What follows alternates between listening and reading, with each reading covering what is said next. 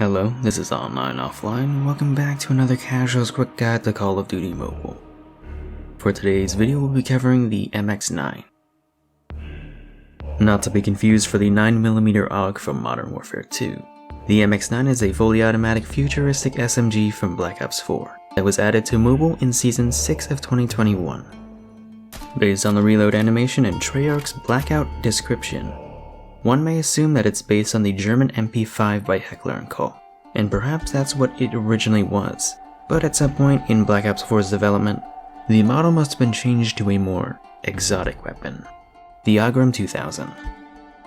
The name Agram comes from the former Germanic name of Croatia's capital, Zagreb.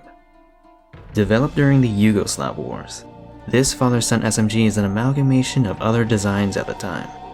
The model is very similar to the Beretta M12, with a thumbhole foregrip like the AKM-SU or P90, and the MP5 hammer-fired closed bolt with a similar fire rate. After its independence, it was declined by the Croatian military in favor of weapons with more quality control. Instead, the Agram became a favorite among the European black market and criminal underworld. The compact size made it easily concealable, and unlike the Tommy gun used by American gangsters decades prior, it's much lighter and comes with suppressors.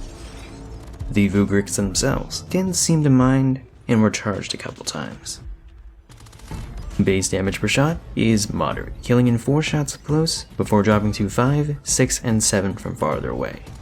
The fire rate is fast at 857 rounds per minute, thus making the MX9 a fast-killing aggressive SMG with an effective range of 20 meters. However, the body multipliers are quite detrimental. Headshots deal 10% extra damage, and is essentially pointless. Legs, however, deal 30% less damage, and is far more punishing than any of its fellow aggressive SMGs. Up close, it only takes 1 leg shot to kill slower. If you are unfortunate to land only leg shots, up close, it can take up to 6 shots to kill and 9 from afar. And contrary to its description, the MX9 is limited in terms of range boosting attachments.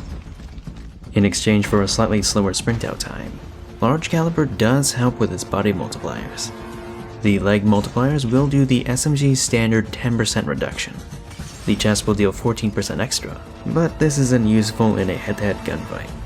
Headshots will deal 40% extra and can be useful at longer ranges. You can achieve a 3-shot kill up close if you land multiple headshots, but I wouldn't count on it. As for mobility, the base movement speeds are below average for the SMG class. But with attachments, it has the 3rd fastest strafe speed of any weapon in the game, with the LCAR on top, and is ever so slightly behind the MAC-10.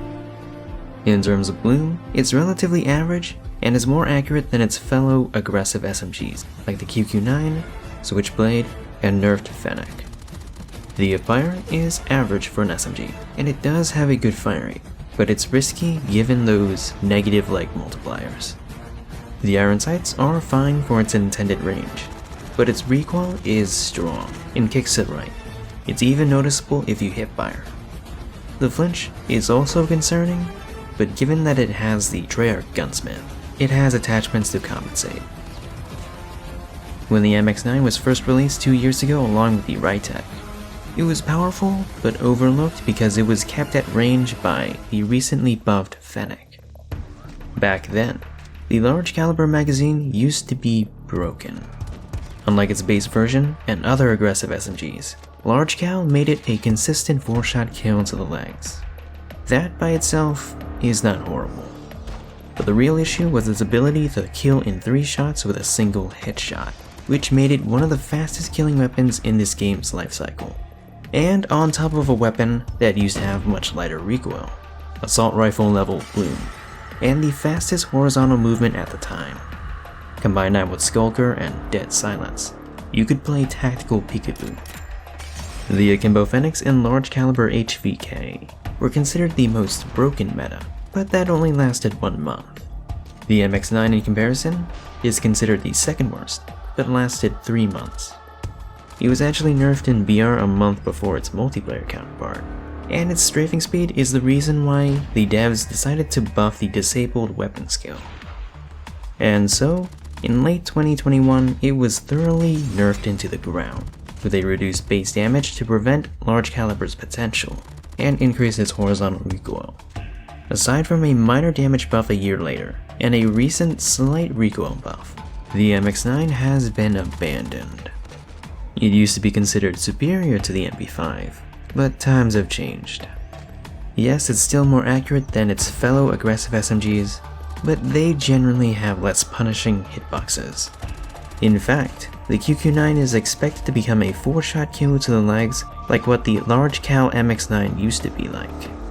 So, for its changes, why not scale back some of its old nerfs? For the sake of its description, restoring its recoil is the bare minimum. Since it has average bloom, why not double down and make it comparable to current ARs? 30% less damage to the legs is too punishing, and making it 20% would make it more comparable to the others.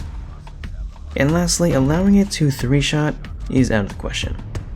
But should large cal be allowed to 4-shot to the legs again? It would be as easy as bumping the initial damage from 27 to 28, but I'll leave an asterisk and we'll see with the upcoming buffed MP5. But hey, that's just my opinion. This has been a Casual's quick guide. Feel free to suggest what weapons you want to see covered next. My name is On, and I'm off.